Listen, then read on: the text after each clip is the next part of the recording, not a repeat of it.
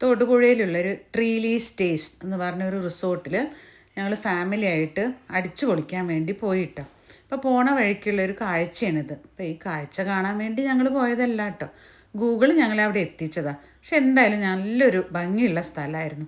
അങ്ങനെ ഞങ്ങളവിടെ റിസോർട്ടിലെത്തി. ഒരു 3 മണിയൊക്കെ ആയപ്പോഴാട്ടോ എത്തിയത്. എത്തിക്കഴിഞ്ഞപ്പോഴോ നിറയെ റംബൂട്ടാൻ മരങ്ങളുടെ ഇടയിൽ ഒരു 3 കോട്ടേജ്. നല്ല രസമുണ്ടായിരുന്നു. അപ്പോൾ ആദ്യത്തെ കോട്ടേജാണ് ഈ കാണുന്നത്. അപ്പോൾ 3 ഫാമിലിയൊക്കെ ആയിട്ട് വന്ന് താമസിക്കാൻ പറ്റിയ സ്ഥലമാണ് കേട്ടോ. ആ പ്രോപ്പർട്ടി മുഴുവൻ നമുക്ക് തന്നെ ആയിരിക്കും, വേറെ ആരും ഉണ്ടാവില്ല. അപ്പോൾ നമ്മളവിടെ ഫസ്റ്റ് കോട്ടേജിൽ കയറി. അപ്പോൾ ആദ്യം തന്നെ അവിടെ ഒരു സിറ്റിംഗ് റൂം പോലെ ഒരു സ്ഥലമുണ്ട്. നമുക്കവിടെ കുറച്ച് നേരമൊക്കെ വർത്തമാനം പറഞ്ഞിരിക്കാം. അത് കഴിഞ്ഞ് നമുക്ക് ബെഡ്റൂമാണ് കേട്ടോ കാണിക്കണത്. ബെഡ്റൂമിൽ തന്നെ നമുക്ക് കട്ടിലൊക്കെ ഇടുന്ന സ്ഥലം കഴിഞ്ഞാൽ ചെറിയൊരു ഡ്രസ്സിങ് ഏരിയ ഉണ്ട്.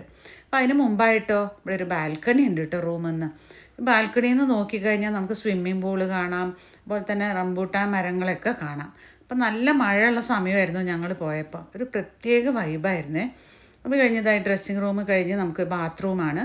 ബാത്റൂം ഈ ഓപ്പൺ ബാത്റൂം പോലെയായിരുന്നു. അപ്പോൾ നമുക്ക് അതും നല്ല രസമായിരുന്നു. നമുക്കിങ്ങനെ പ്രകൃതിയൊക്കെ കണ്ട് കുളിക്കുക എന്ന് പറയുമ്പോൾ നല്ല രസമല്ലേ.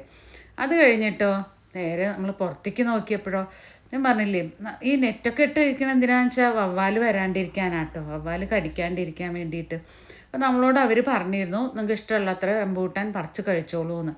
അപ്പോൾ ഞങ്ങളത് കേട്ടപ്പോൾ എന്തായി, കുറച്ചൊക്കെ പറിച്ച് കഴിച്ചു. നെറ്റിൻ്റെ ഉള്ളിൽ കൂടെ കൈയൊക്കെ ഇട്ടിട്ടാണെങ്കിലും നമ്മൾ പറിച്ച് നല്ല ടേസ്റ്റും ആയിരുന്നു കേട്ടോ.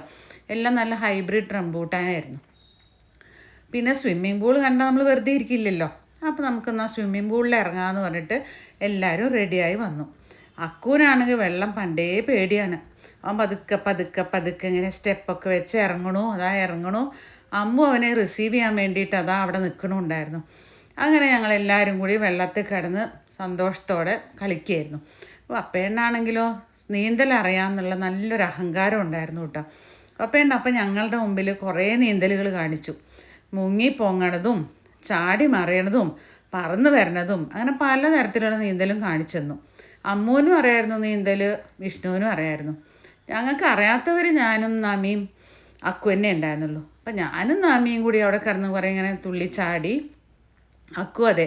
അപ്പം ഞങ്ങൾക്ക് നീന്തൽ അറിയില്ലല്ലോ. അപ്പം ഞങ്ങളതിൽ കുറേ കൈയിട്ട് കളിച്ചിട്ടും ചാടി കളിച്ചിട്ടൊക്കെ നല്ല രസമായിരുന്നു കേട്ടോ. അത് കഴിഞ്ഞിട്ട് ഞങ്ങൾ കയറിയപ്പോഴോ നാമി ഫിൻലാൻഡിൽ നിന്ന് കൊണ്ടുവന്നൊരു കോക്ടെയിൽ ഉണ്ടായിരുന്നു. അതൊക്കെ കഴിച്ച് ചില്ലായി. പിന്നെ രാത്രിയത്തെ ഫുഡ് ഞങ്ങൾ ഓർഡർ ചെയ്യുക ചെയ്തത്. അത് സ്വിഗ്ഗിയും സൊമാറ്റോ ഒക്കെ അവിടെ വരും. അപ്പം ഞങ്ങൾ കുറച്ച് അൽഫാമും പൊറോട്ടയും KFCയും അങ്ങനെയൊക്കെ ഓർഡർ ചെയ്ത് കഴിച്ച്, വേണമെങ്കിൽ അവിടെ ഗ്രില്ല് ചെയ്യാനുള്ള സംവിധാനം ഉണ്ടായിരുന്നു. പക്ഷെ ഞങ്ങളത് ചെയ്തില്ല. പിറ്റേ ദിവസം രാവിലെ എണീറ്റിട്ട് ഞാൻ കുടയൊക്കെ പിടിച്ച് മഴയത്ത് റീലെടുക്കുകയാണ് കേട്ടോ. അത് കഴിഞ്ഞപ്പോൾ പപ്പേണ്ണാണെങ്കിൽ 2 റംബൂട്ടാൻ അവിടെ നിൽക്കുന്നുണ്ടായിരുന്നു. അവരെ പറിച്ചേ അടങ്ങൂ എന്നുള്ള മട്ടിൽ ചാടിയൊക്കെ നോക്കി. പക്ഷെ ഒരു രക്ഷയില്ല. അപ്പോൾ നാമി വന്ന് ഹെൽപ്പ് ചെയ്തു.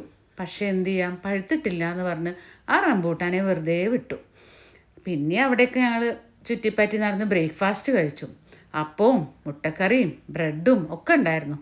കുറച്ച് നേരം കൂടി അവിടെ നടന്ന് ഈവക്കുട്ടൻ്റെ മേലിൽ കുറേ വെള്ളത്തുള്ളികളൊക്കെ വീഴ്ത്തി കഴിഞ്ഞ് ഞങ്ങൾ അവിടുന്ന് മടങ്ങി.